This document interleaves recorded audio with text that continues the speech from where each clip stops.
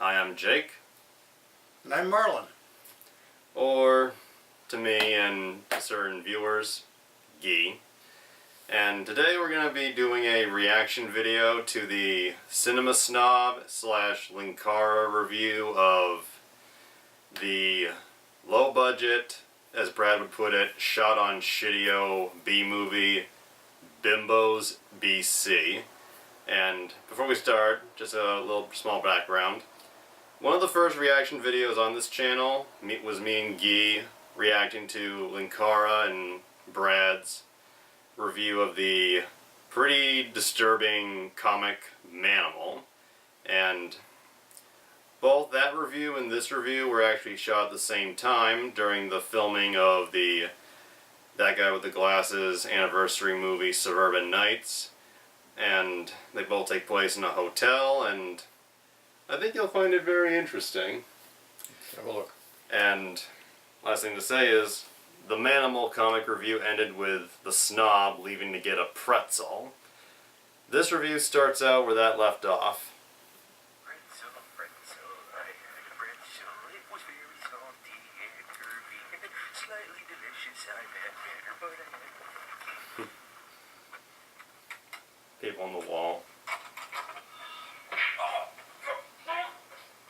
We're gonna review Bimbos BC, you hear me? The fuck are you talking about? We planned on doing this. Oh, well, yeah, but the thing is that we're not supposed to like doing crossovers. We're supposed to be like, oh, I don't want to review that with you. I didn't know we were at the same hotel, all that kind of thing. You know, play along. Oh, okay. Oh, I hate this. I don't want to do this. Great, well, let's go review it. Walking your hand.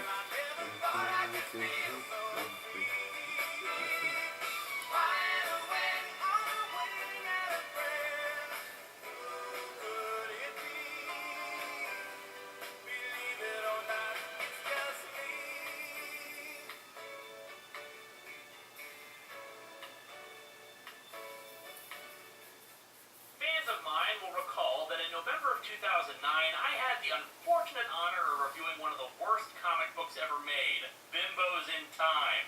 It's a black and white comic featuring a post-apocalyptic band of women who refer to themselves as bimbo warriors that travel through time trying to stop Tim Curry from doing something, I guess, and all the while making really, really bad jokes. The worst part? It's a movie licensed story. Bimbos BC was donated to me by a fan shortly after the review came out. And guess what? It fits right in with what the Cinema Snob here wanted me to do.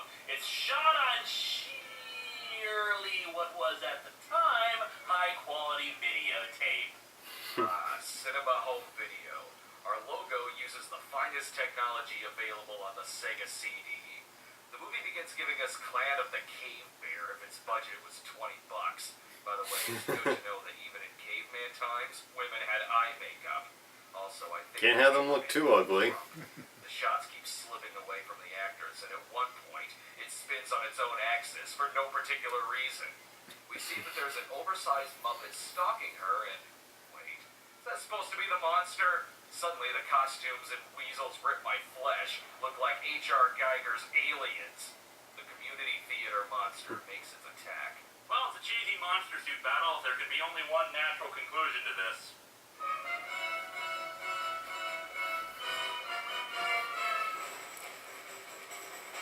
Wait, we've spoken too soon about this being a quote-unquote battle. That's right, just flail your arms weakly a bit more. That's obviously holding it off. It apparently bites into her shoulder and, oh, look! Who knew that the human body was made of bubble tape? Nom, nom, nom, nom, nom, nom. And then the monster just leaves. Well, that accomplished a lot. What the fuck? Did it just decide it didn't like the taste or something? You go through all the trouble of attacking her, take one bite, and then go? What are you, on a fucking diet? The movie truly begins with a generic You're a French rock food track critic? as we watch four women just kind of stumble around in a field, no doubt trying to escape the production. And oh look, this must have been shot on Take Your Daughter to Work Day. Interspersed with all of this are the opening credits, which last 5 minutes, and they even change the font halfway through, and then change back, and then change again. Wait, should I use Helvetica? No, wait, Times New Roman. Oh, Courier, will you be my savior? I go with Impact. Here's what the fucking font is. What? Edited by the Chopper? Well, that's appropriate. This movie was chopped together. No, sweetie, don't look at the camera. Just pretend it isn't there. The woman from the opening is crawling desperately to get to the others. Can't walk. Damn shoulder wound. Meanwhile, at the local elementary school, wait, that's their base? They carry the woman inside, or rather, they jump cut her inside, and we get the first real line of dialogue in the movie. Lab's looking better, Doc. Yeah, the lab's looking just fantastic. What with the scissors over there, and the piece of paper on the wall, and the open cans of Pepsi. This guy is Larry, the male bimbo, as IMDb credits him, and he gives some exposition on their situation. After the war, nothing has ever been the same. They were born underground in those caves and those fallout shelters. While the scientists were living in luxury, they were reading day and night. Yes, we scientists claim we want to stop nuclear war, but secretly we want it to Insano. continue so we can all live in our gilded palaces.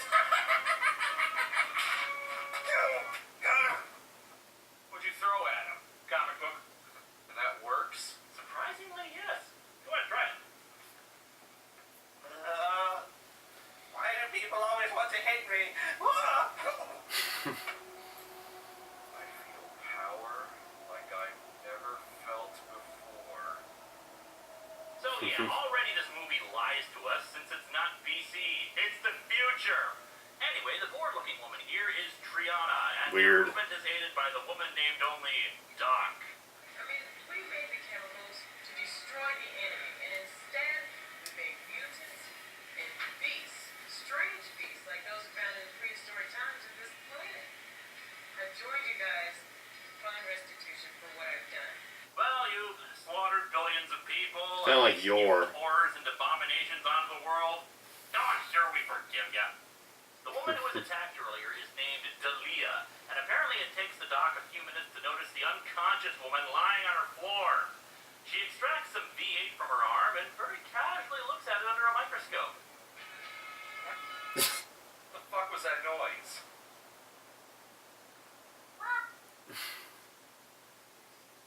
She's been bitten by a talon. Her bite is very deadly. Yeah, it was really necessary to look at her blood for that. Maybe you should have just looked at the fucking bite wound, Doc.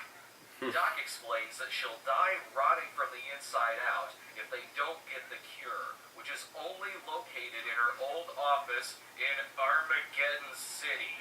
However, she says That's she's official forbidden name going back before there what happened? because of some weird genetic mutations that, if unleashed, could destroy the entire world. I don't know what the hell that has to do with anything, but she explains that chemical weapons are still allowed there. Because the use of toxic chemicals has been outlawed everywhere else except for in Armageddon City. It is after the apocalypse. What governmental body is still around to dictate policy about chemical weapons?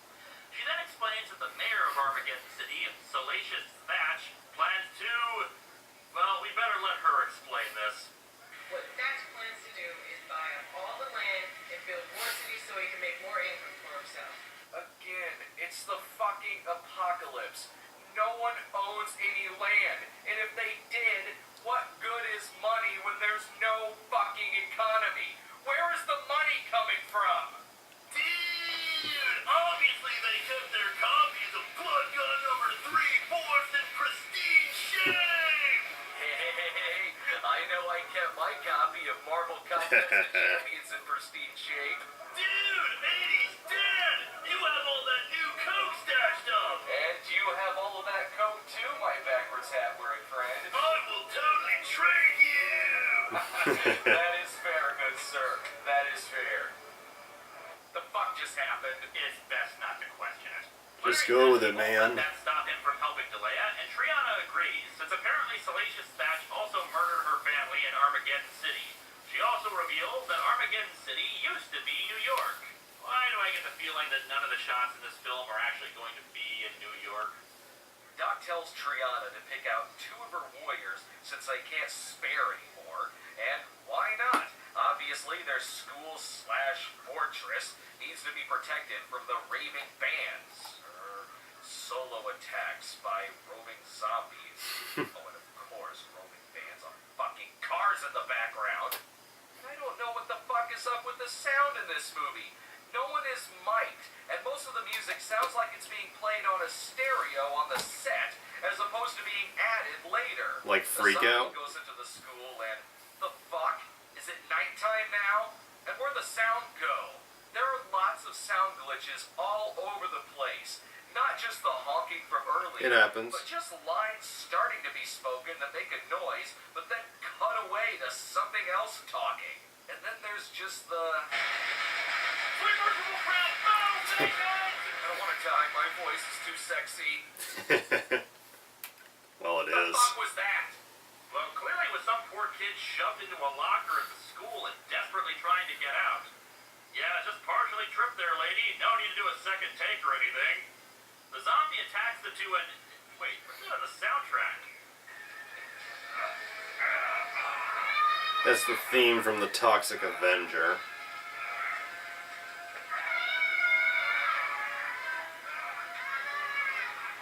Great night on Bald Mountain. This movie does admittedly remind me of Chernobog. Or My bad. specifically Chernobog's ass. That's right, girls. I heard in the Just Toxic keep lightly Avenger. shoving the zombie. That'll hold him off. Oh, fuck! They brought the little kid to fight the zombie? Well, it can't do any worse than the rest of them are doing. Actually, they do bring a machete to do the job of cutting off the zombie's head. Wait, what? Ladies, the zombie's brain is not in its arm. Why are you playing got your nose with the fucking zombie? Just kill it already. Anyway, let's meet our villain. Wait, no, you'd have to go to Armageddon City to kill this guy. Clearly, he's in the school library. Look at this guy. They should have called him Salacious Mutton Chops. Wait a second. This is Thatch? Oh yeah, for those of you who remember the comic review, the guy who looked like Tim Curry, that was Thatch. I guess somewhere in between this movie and the comic, he lost 40 pounds and his mutton chops. Those things are trying to take over his face. You can go relax, play video game. Watch a good comedy like I Spit on Your Grave. That cheers me up. Comedy like I Spit on Your Grave? Oh yeah, nothing spells goofy slapstick fun like a 40-minute rape scene. Well, depends on taste, I guess. Tie the horses to the pole scene. And yeah, the camera gives us a good minute and a half of the horses getting tied up, eating grass, and then cleaned with a dirty rag. Yeah, we certainly wouldn't want to miss a single thrilling second of that. Doc gives them a pep talk before they begin their mission. But be on guard and utilize all the skills that you've learned through the years. Obviously, hairdressing was not one of those skills. By the way, you know things are bad when your child actors yell that they want to leave the movie. Can't go. No, can't. Go back in there. Yes, focus on the bricks. The bricks know everything. Oh shit! Shots of New York? Suddenly this movie has a budget. Oh wait, no. It's just stock shots. The weather's getting worse, Mr. Dash. I fear it's acid rain. Oh my God, Snob! There's a battle out there of Godzilla fighting a giant robot! Really? Yes, but we don't have the budget to show it to you.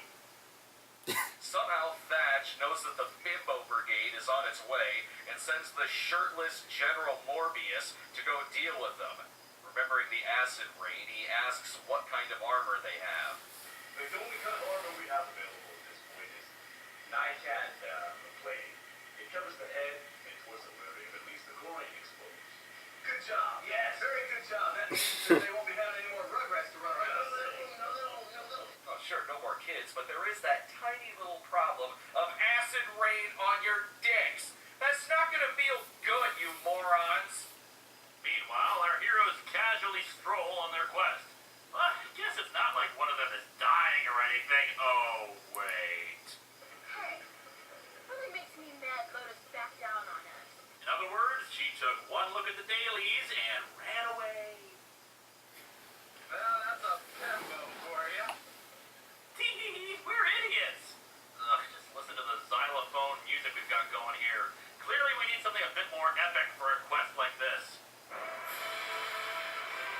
recognize that. It's Lord of the Rings. No? Okay. John Williams. No, that doesn't quite work with the pace they're going at. Let's try again. No, that wasn't John Williams.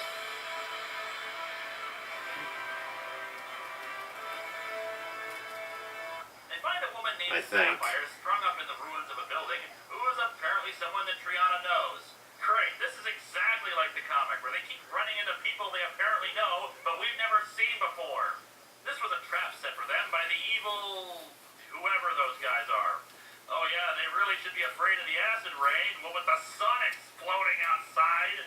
Hey, wait a minute, they're not even pretending to remember that crap. They're not wearing any armor, and they're aided by Dr. Wily, apparently. Howard Shore scored Lord of the Rings. Okay. Just thought we should clear that up. Normally I would never take my phone out during these. Always at it. You are not Scooby-Doo! While they're being chased, the men just keep roaring out, Bimbos! And grunting as if that means something. And brilliant fight choreography, just lightly slap the swords back and forth. Clearly, you were taught sword fighting by the best teppanyaki chefs in the land. I am a Marlin!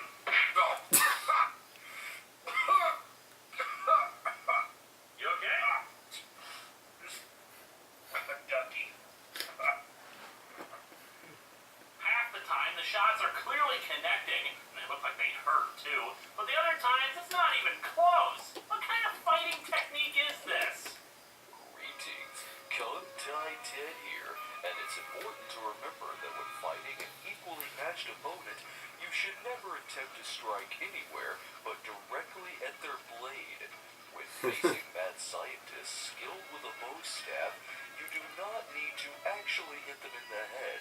Just kind of wave it in their direction, and they'll fall down. However, when facing against, who are you? Oh, He's a reoccurring well, character. as it happens, I am a master of dance fu.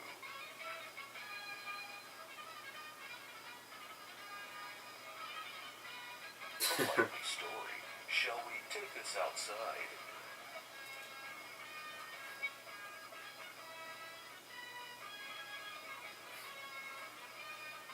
Sapphire finds one of the attackers' discarded swords. Yes, women are easily distracted by their own appearances. No, they aren't! Morbius reports how badly things went to Thatch, but I'm just distracted by the charming sign that says, books are best friends. Women! Women. Fucking women! What is the ERA revisited? Yeah, take that, Equal Rights Amendment. You just got burned by a movie called Bimbos BC. Bimbos enter the Nightmare Zone. We're already there. Are we there yet? No. Are we there yet? No. Are we there yet? No. Hey, you kids be quiet or we won't let you enter the Nightmare Zone. Aw. The girls stop to take a rest, which means to start practicing with their swords. You might want to stop that. It's probably not a good idea to show how bad they are at this. After knocking over this cross right here, the cameraman starts having a seizure and groaning. They're then attacked by rage zombies who lightly push them a bit before being dispatched.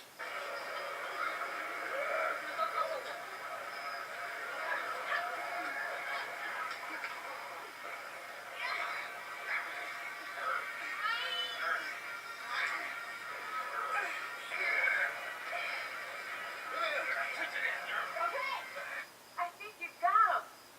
We're not even there yet. The sun's setting down, so let's just turn back. It's 3 in the afternoon! Plus, you were the one who said nothing would stop you. Yeah, guys, the movie's not fun anymore. Let's just give up. Okay, now there's a stream. Now Thatch in a truck with a gun. Yes, show how he stops the car and takes out the keys. Gets out of the car. Then a shot of the city and... The hell? Now they're in the city? Well, that was fucking quick.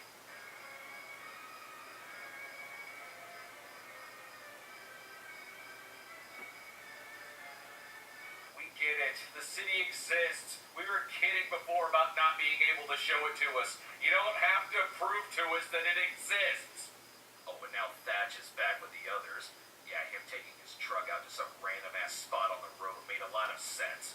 The fuck is this? We watching someone's vacation tape? We can't hear what they're saying. I swear to God, the Bimbos were right here. I know, I saw it. Yeah. Here's a tip for aspiring filmmakers. If you don't have a boom mic to reduce background noise, don't shoot outside.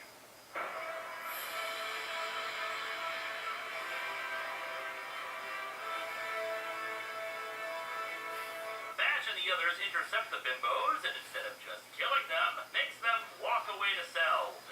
You've already made it clear that you want them dead, so why not just kill them? You have a gun. You don't even have to use the primitive weapons. Gun in your hand, bullets in their heads. Mr. T shows up to try to save the Bimbos, but he's taken down in seconds. Thatch decides to bring one of the Bimbos with him, but don't ask me which one. Half these characters don't have names. And then they just splice in a random shot of her from earlier in the movie. And it has to be that because the background is wrong. And she has her weapon back, even though Thatch and the others took them away. Back at the elementary school, Doc and this woman, I think she's that Lotus woman they talked about earlier, see the crabby bird monster from the beginning banging at the gate. And then just walk away. And scene! Beautiful! That's a scene that won that actor an Oscar. Mr. T gets chained to the wall. No, you fools, those chains are supposed to be gold. He pities you, boo! We see it squirting. You don't need to do the sound effects for us. Frankly, you suck at the sound you already have. While they inject Mr. T with true serum, the Bimbos are locked in the sauna. The cameraman has some more drunken antics as he spins around and zooms in on some buildings before returning to the Mr. T interrogation. Mr. T somehow knows about Doc, who apparently worked with Dr. Wiley. He says he didn't know she was alive and says he'll help him out. The two break the Bimbos out and watch Thatch eating meat. What? Is Thatch a zombie? Is that a twist ending? The Bimbos fight the three guys that work for Thatch. Here's some music to make this slightly more amusing than it's supposed to be. Batman.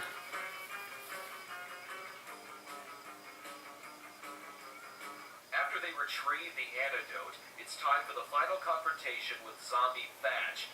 Oh, sweet Jesus, it turns out the meat he's been eating was their friend. The fuck, this turned dark quickly.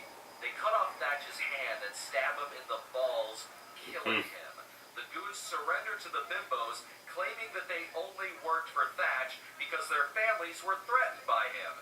The Bimbos return to the elementary school to heal Delea. Not that Doc cares. She's too busy playing Galactic Conquest on her Commodore 64.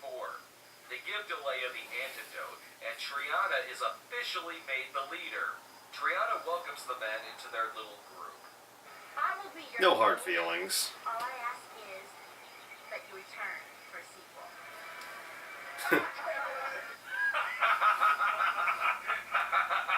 No chance in hell. This movie sucks. From what we can tell, the movie also goes under the alternate title of Prehistoric Bimbos in Armageddon City, which is just as much of an inaccurate title, since the title characters are not prehistoric, and they only spend about 15 minutes of this thing in Armageddon City. While it's a short movie at 1 hour and 8 minutes, there's a lot of padding, scenes of people looking around, scenes of people walking, and tons of shots of the city from various angles are littered throughout the thing. It's entirely possible that Bimbos in Time is just another alternate title for the movie, but given how there was an advertisement for the movie at the end of the comic, I'm inclined to believe that unfortunately there was a sequel to this, and that's what the comic is based around. Though if there isn't, it does make the comic more than a little confusing, since the Bimbos don't look anything like they did in the movie, and Thatch is somehow not only alive, but his hand is reattached and he's lost weight.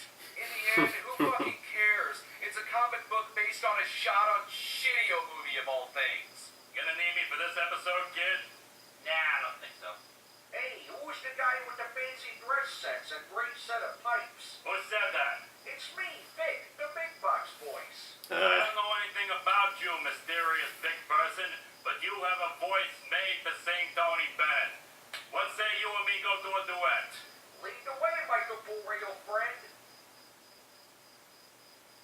Ever think the characters on our shows are kind of weird?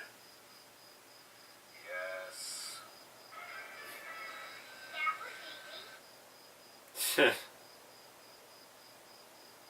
What about me, Linkara? You didn't have me appear in the episode. Well, I'd have you in it, but there's no counterpart for you on the Cinema Snob show. Have no fear. Space Lancer Steve is here. Well, Steve, why don't we come along now and try to fight off some alien menaces? Lead the way. Space Lancer Steve? What are you looking at me for? It was your fucking idea. So, that was the Bimbos BC review by Brad Jones and Lewis Lovhaug.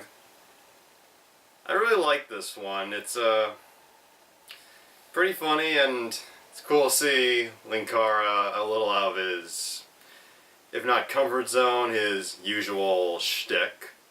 And from what I heard, Lewis wrote the majority, if maybe all of this review, and I think he did a pretty good job.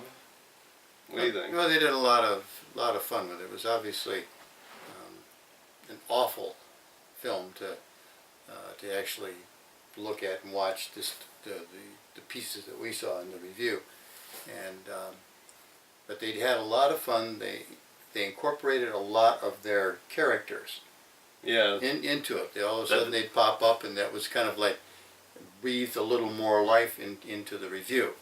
And so they had fun doing that, and Lewis, that was his idea as well, when he realized that a lot of their supporting characters, mainly 90s Kid, 80s Dan, are pretty similar. oh, do you think? That's my favorite scene, just where these two great side retro characters meet, and I'm not sure those characters have ever appeared together again, but they're a lot of fun. I know you weren't the biggest fan of 80s Dan, but I enjoyed him. Yeah, you liked the 80s Dan, and kind of, ho-hum, and what I saw Lewis was the 90s guy was kind of also kind of ho-hum for me, but they had fun doing it and putting them into and the other characters that they incorporated. Even though they're limited in what they can do, like they have to play all their side characters by themselves, Lewis is very good at creating different personas for the roles he plays. Yes. To the point that you kind of forget that it's obviously him every time. Yes, he's very good at, he throws himself into it, and he's having fun. He's enjoying this. And I love the voices he can do, especially with 90s Kid and the Frank Sinatra wannabe. Hey, kid. Yeah, it's a lot of fun. He's good. Although, as far as just voice, period, Brad's got the pipes. Yeah, Lewis can do the impressions, but Brad can make people melt. And Brad's got a God-given announcer voice. Mm-hmm. I loved how they, like the footage, like I know this was something Brad would do, but I love seeing "Believe It or Not" before "Atop the Fourth Wall." You like the music. You like the music. But the actual film that they were reviewing was dreadful. Yeah. I don't remember the last time I saw the Bimbos in Time review, the comic adaptation they talk about. It's been a while, but in the notes posted below this video, Lewis revealed that whoever wrote the Bimbos in Time comic was at one point, I'm guessing before he hit it as the snob, Brad Jones's boss. Ah, okay. And according to Lewis, he enjoyed the review and was surprised that they were going to review the movie, saying it's horrible. Yeah, it is. It is horrible. There was no acting in it. No realistic acting.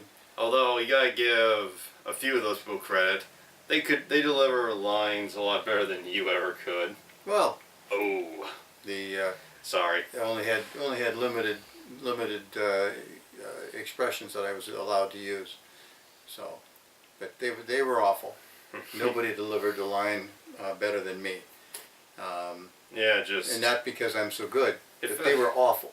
everybody in in those clips, they sounded like Michael Madsen from Blood Rain, just devoid of any real emotion. Just like they were reading it off the script. Like this.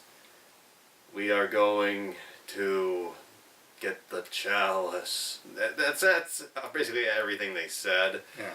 And Brad has said a few times he's a fan of shot on shitty movies, like movies shot on VHS tapes from the 80s and 90s. And I haven't seen a ton myself, but I can say not all shot on shitty movies are this shitty. This was just a bad movie. It doesn't matter if they put it in a more modern, film, 70 millimeter or something like that. It would still be a very poor movie. It looks, and I think maybe I'm not the first to say this, and some people, one person even claimed, I might be remembering this wrong, but I think someone claimed whoever made this was like a teenager, and it looks like it was shot at a high school. So this whole thing kind of feels like something that just a couple of students were filming like as a project. Yeah, could have been. Although I doubt any school would allow something called Bimbos BC to be the project, but well, you can always. yeah, just it looks like it had zero budget, and yeah, it's mostly just people walking around. And the parts of things and cars going in the background that they pointed out, that was all very, very fun, very fun. They tried to do a lot of action. Fights, encounters, struggles, the monster, so-called monster in the beginning, so on and so forth. And for their ability to pull that off, they shouldn't have incurred any action in this. They were bad at it. It makes the fighting in Manos, the Hands of Fate, look credible. Yes. So whoever wrote this movie did not write it with the idea of what he had available to produce the movie and to make it look credible. The guy who wrote this is someone named Todd Sheets. Sounds like the name of somebody who would make a movie called Bimbos BC. And even though I think this is, I love the review. I think Brad and Lewis make a great team. They're very different in how they do things. They review very different materials, but they mesh together like, the phrase opposites attract. And yeah, Brad's hair looked weird in this, but he did a very good job. And the Space Lancer Steve character he plays at the very end is just kind of a small joke. That name ended up being the name of a character within a show on Brad's show, The Reviewers. And so they used it. Yeah. Okay. Why not? It's just he wrote it. Or just stuck. Yeah, just stuck. The footage of the city was, even that looks stupid. Yes. Just, I don't know what to say. Lives up to the shitty name. Yeah, there was no enthusiasm. People were just reading the lines. I get the feeling these were a bunch of kids who had a friend who was like, "Will you be in my movie, please?" And they were like, "Sure." Okay, when can we go home? Yeah, I think these were more than kids, but older than kids, just kids. But yes. Thatch, the villain, looked like a held-back kid. Yeah, and what kind of a name is Thatch? That's what people in England, 1,000 years ago used to make roofs out of. Thatch. So. Yeah, we thought it was fun. I think both of us pretty good. I enjoyed seeing Brad and Lewis, get it together. They had fun doing it. They were on cue. when, you know, they look over here and they look over there, and, you know, here's Spoonie popping up as That was a fun cameo. yes, as the Dr. Insano, and, you know, stuff from back a few years ago that was a part of the what went on with the group that these guys all belonged to at the time. So. Yeah, almost seems like a lifetime ago. That guy with the glasses. I thought the review was good. The movie is just awful. I think a fun note to end this reaction to the much better made review would be just to, I want to read to you a few titles that Todd Sheets has made aside from Bimbos BC. Okay. Like, he has apparently 47 directing credits. Really? Most of them direct-to-video movies, but, okay. Misty Darkness, Kansas City Blender Massacre, Dead Things, Land of Shadows, Blood of the Undead, the Unwanted, Brothers from Hell, Zombie Rampage, Battle of Mashed Potato Mountain, Sorority Babes in the Dance-a-thon of Death. Okay, we heard enough. We heard enough. I think that, I wonder if this movie was one of his first or one of It was, according to that, it's like his 10th or 15th movie. Oh, he should have been much better at it by then. And according to that, he's still directing to this day. He should have been much better at it by then. I don't just say other than, as bad as it looks, if someone like that can have a career, maybe I can too. Who knows? Great review. If you want to check it out, click the link down below, and thank you again for joining me, Guy. Glad to. Glad to. A lot of fun. And I'll see you next time, and hope to get him back soon. One of these days. Have a good night.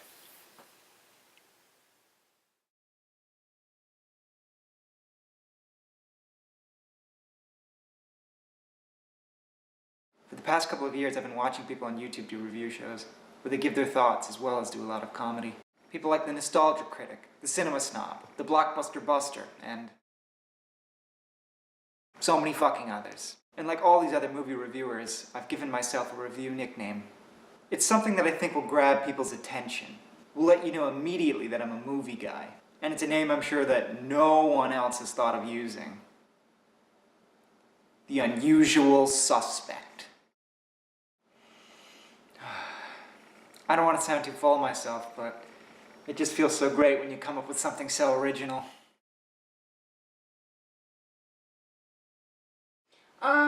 Babe, I think that there's something you should see.